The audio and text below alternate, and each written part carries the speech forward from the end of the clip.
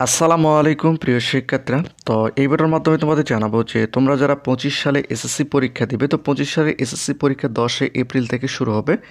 এখন বিষয়টা হচ্ছে যে ইতিমধ্যে শিক্ষকেরা একটা ডাক দিয়েছে যে তারা এসএসসি পরীক্ষা বর্জন করবে।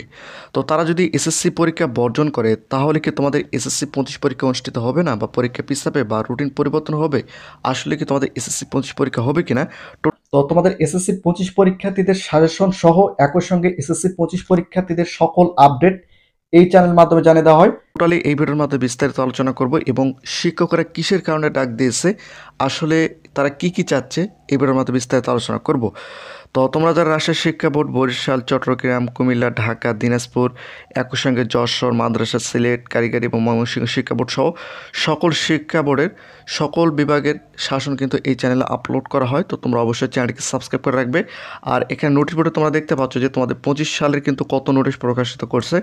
এই নোটিশগুলো কিন্তু আমি আমাদের ইউটিউব চ্যানেলে, ফেসবুক পেজে, টিকটকে কিন্তু আপলোড করি।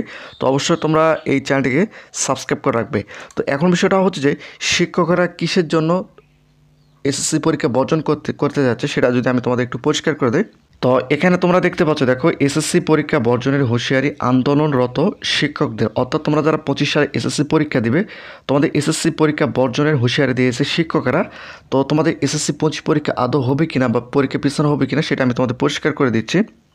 তো তারা এখানে এসএসসি পরীক্ষা বর্জনের জন্য যে দাবিটা জানিয়েছে সেটা যদি একটু পরিষ্কার করে দেয়, এখানে একটু লক্ষ্য করলে তোমরা দেখতে পারবে, আসন্ন ঈদুল ফিতরের আগে শতভাগ উৎসব ভাতা না পেলে এসএসসি পরীক্ষা কেন্দ্রের দায়িত্ব পালন বর্জন করবেন জাতীয়করণের দাবিতে আন্দোলনরত শিক্ষকরা। তো বিষয়টা হচ্ছে যে তারা বলতেছে ঈদুল ফিতরের শতভাগ উৎসব ভাতা সহ যদি এই দাবিগুলো তাদের মানে নেওয়া হয় তাহলে কিন্তু তারা এসএসসি পরীক্ষা কেন্দ্রের দায়িত্ব পালন করবে। তাছাড়া এসএসসি পরীক্ষা কেন্দ্রের দায়িত্ব পালন করবে না বলে জানিয়েছেন শিক্ষকেরা।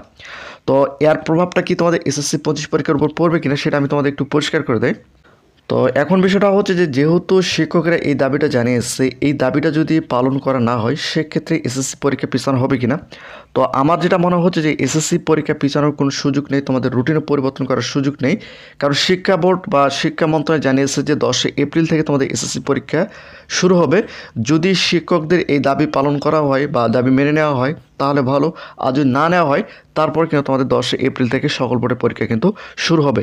এটা নিয়ে কিন্তু তোমাদের কোনো টেনশন করতে হবে না। তোমাদের 10 এপ্রিল থেকে অর্থাৎ ঈদের পর থেকে তোমাদের এসএসসি 25 পরীক্ষা অনুষ্ঠিত হবে। তো প্রতিনিয়ত নতুন নতুন ভিডিও পেতে অবশ্যই চ্যানেলটিকে সাবস্ক্রাইব করে রাখো।